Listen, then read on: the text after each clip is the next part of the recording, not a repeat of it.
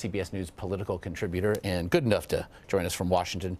And Mark, let's begin there. As Donald Trump continues to outright reject that is put forth by U.S. intelligence in refusing to acknowledge Russia's involvement in these hacks, what do you make of it all?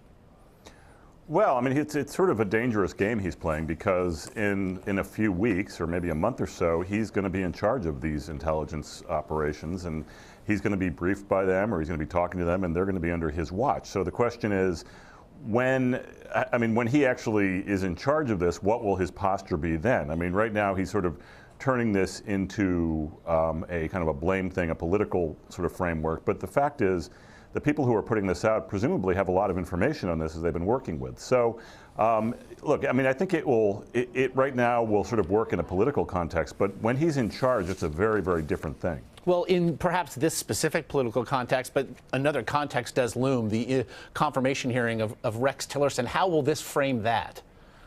Well, it will frame it quite a bit. I mean, I think, his ties to Russia when he was head of Exxon, or as head of Exxon, and, the ongoing, investigation into what Russia's role was into these hacks. It seems to be fairly wide consensus across the government that they were behind this.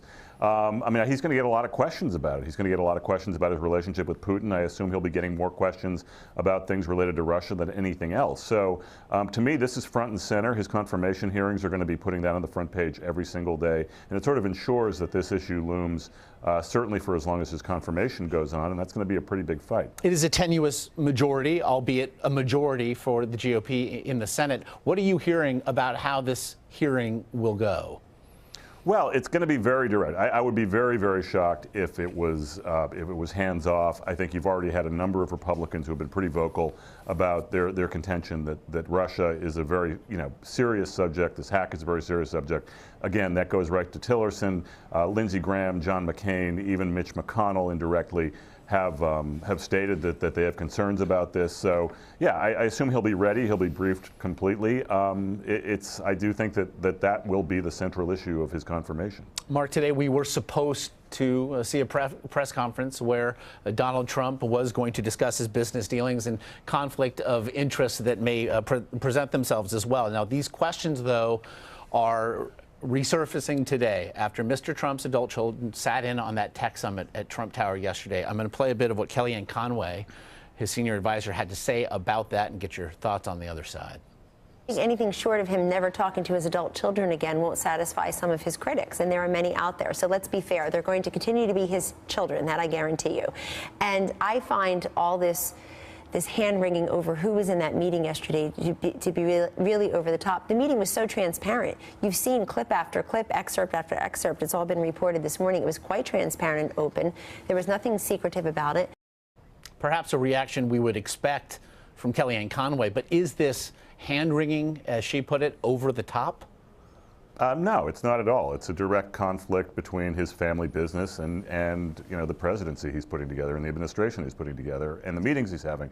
So, I mean, he said that there's going to be a disentanglement, and the fact is his kids are running the business and his kids were there. I mean, yes, you can say he's not allowed to talk to his children again. I mean, no one's saying that, but we're talking about a business relationship, and we're also talking about a pretty high-profile meeting with tech leaders. And yes, it was transparent, and we saw it all there, and I think there were a lot of questions that need to be answered. CBS polling found that some 70% of Americans do believe that the transfer, as it has been suggested, of the business to his adult children will still represent a conflict of interest. And 70% in any poll is quite a number indeed. Do you have any sense, though, that it'll matter?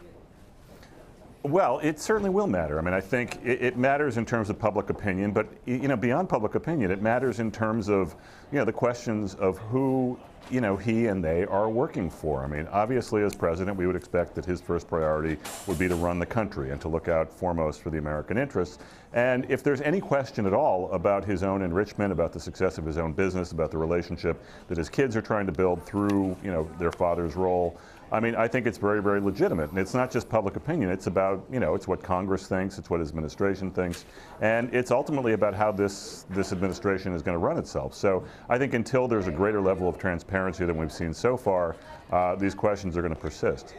Mark, the Twitter crosshairs of the president-elect were trained on Vanity Fair today. Yes. They join an illustrious and long list: Boeing, Lockheed Martin, Saturday Night Live, Hamilton, et al. The New York Times. Don't leave us out. I would never leave you out. Last but certainly not least. Good. Why engage? I don't know. I mean, look, they would say that this is a new world, and you know, Twitter is his platform, and he seems to be doing this in lieu of a press conference or more standard press releases. I mean, I do, you know, give him some credit for using these new media to his advantage. Obviously, he's got a large following. I also think that there's a huge backlash potential here in that, one, as a practical matter, Vanity Fair, I assume, is banking all kinds of new subscriptions today, probably getting a lot more attention to their website and to the Hive, the newsletter that they seem to be bent out of shape about, than they had before. So I think this can certainly be a boon to their readership and their business. But it's also the kind of thing that people will wonder after a while, is this the kind of thing the president-elect or ultimately the president should be concerning himself with, especially when he has taken a fairly you know, cavalier, you could say, approach to intelligence briefings and things like that. So, I mean, it does sort of set up a scenario where, you know, when he is in charge and things start happening, people will have that kind of ammunition to ask questions about, you know, what he's actually doing, what his priorities are, and what he's concerning himself with. And Mark, interestingly, he will proudly quote his the number of his millions of Twitter followers. He clearly sees the cultural impact of the medium, as you just put it, and yet, for reasons either unknown or not agreed upon, Twitter's CEO was not at that tech summit yesterday. What'd you make of the various reports? Yeah, it's interesting. I mean, there are conflicting reports. I mean, the Trump people say that it was just a question of space at the table. You know, the other narrative is that this was done out of spite because of a disagreement they had over a logo during the campaign that Twitter wasn't going to use. Yeah, I mean, it is sort of interesting. I mean, obviously the backstory is the crux of this, but it would seem unusual that I mean, you could on one hand say that Trump is maybe biting the hand that feeds him, because that is, you know, genuinely, you know, really at the core of his messaging strategy right now.